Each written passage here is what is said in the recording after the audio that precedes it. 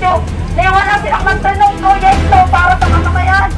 Ang pinaka-ginagawa na sa tatlong taon ay puro pagnanakaw. Lungos ako nila ko. Pero ng bayan. Kaya mga po kayo, salamat sa mga vloggers natin. Ito po mga vloggers natin, sila po ang nagbabalita ng tunay. Hindi po sila bias. Katulad ng mga mainstream media natin, edit kung ano-anong pinag-i-edit nila. Kaya maraming pong salamat sa mga vloggers na ito. Pinapaabot po nila ang tamang balita. At pinapakiusap ko po sa inyo, ang mga OFW po, alam ko sobrang dami ninyo dyan. Marami tayo dyan. Kahit nandyan kayo, alam ko maraming boses tayo. Bakit? Andito ang mga pamilya nyo. Kahit tayo po ay magkakaisa, makilao, pumunta po kayo sa liwasan. Please, magdala po kayo ng Philippine flag. Tagtarin po natin ang Philippine flag dito. Itong lahat. Para ipaalam sa buong mundo. Nagpro-protesta po tayo. Hindi po tayo totoo po. Sasabihin ko po sa inyo ha. Ito po ay Liwasang Bonifacio. Ito po ay supposedly is a private park. Alam niyo po, ang CR po nila ang baho. Ang dumi, ang dugyot. May bayad pa. Paano nangyari yun? Sinasabi ko na po sa inyo, nandun pa ako sa labas ng mahigit 20 years. Ang CR po nila doon mabango, malinis. Pwede po kayong kumain doon mismo sa inidoro nila. Kasi sobrang linis. Libre po yun. Dito sa atin, yun, madumi, matao. Kailangan ko pa. Dahil ano po yung sigura ko masilan. Hindi ko po yung kaya. Kailangan ko po mag-check-in para doon ako mag-CR. Pero, tulog ko dito. Kasi babaliktad yung sigmura ko eh. Ibig ko sabihin is, bakit? Bakit hindi ba na kayo makagawa ng CR na malinis para sa Pilipino? Ano po yan? Hygiene po yan eh. Ang sama ng loob ko, mga Pilipino. Ito po ay public place. Dapat malinis ang CR. Sige, gusto nyo magpabayad? Sige, magbayad. Walang problema, nagbabayad ang Pilipino. Lahat naman eh, nagbabayad naman kami. Wala naman talang libre. Tapos, nanakawin nyo ko sila. Bigyan nyo ang Pilipino na malinis na CR. Kahit din po yan. Walang problema, magbabayad kami. Please, kung sino man yung naka-ano dito, magbigay ko kayo ng magandang CR sa lahat. Kasi nasabi ko po sa inyo, maawa po kayo. Chat po silang dalawa.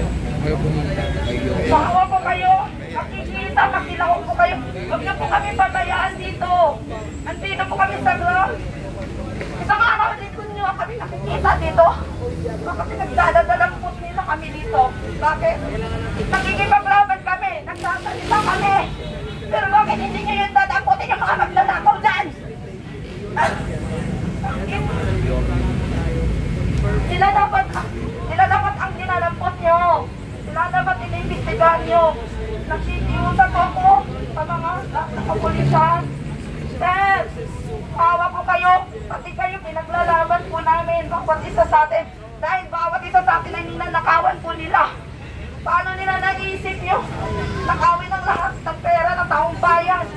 3 taon po sila sa serbisyo. Wala silang magtanong proyekto para sa mamamayan. Ang pinaka-ginagawa na sa 3 taon ay puro pagnanakaw. Lungos ako nila pera ng bayan. Kaya mga po kayo, tulungan niyo po kami. Ito po, nag-aasimpon po kami dito. Huwag niyo po kami i-disperse. Bakit? Hindi naman po kami nanggugulo eh. Kita mo, wala kaming gulong ginawa.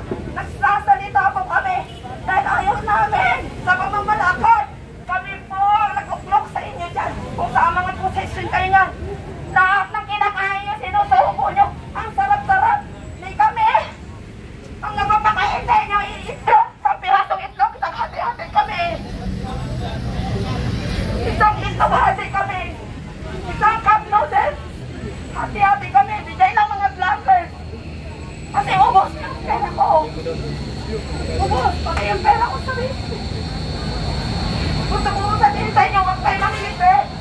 Tulungan niyo po kami.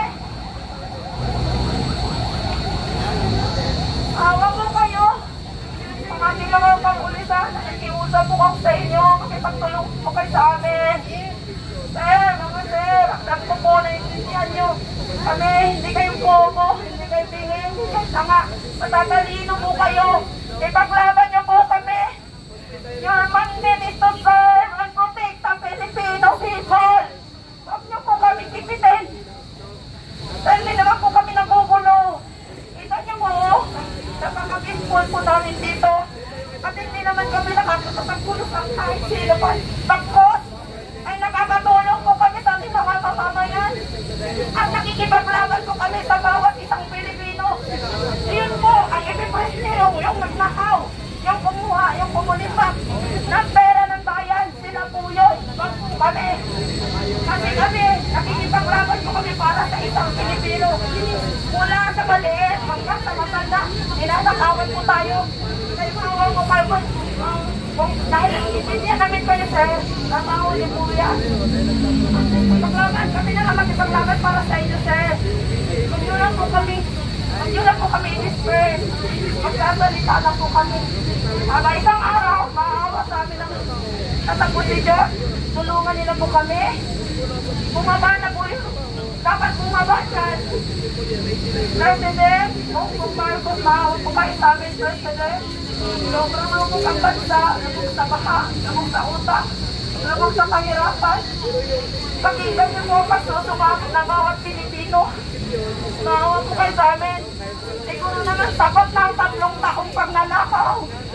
Tama na. Yung natirang 3 taon, ibigay niyo sa mamamayan. Kawawa po kami. Kawawa po ang Pilipinas. Wag po tayong pumayag. Nananakaway po nila ang bansang Pilipinas. Dahil ang bansang Pilipinas ay isa lang.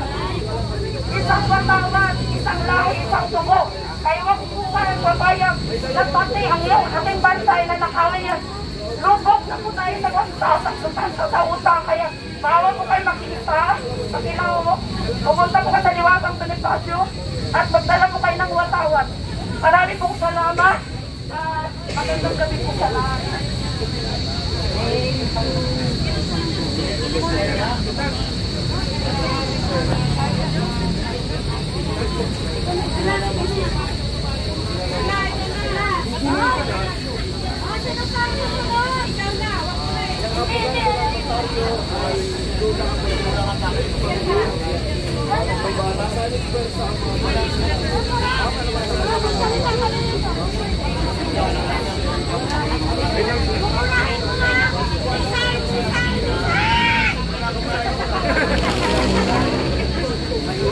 Magandang gabi po sa inyo mga kababayan, sa mga kapwa ko vloggers, sa mga kapulisan.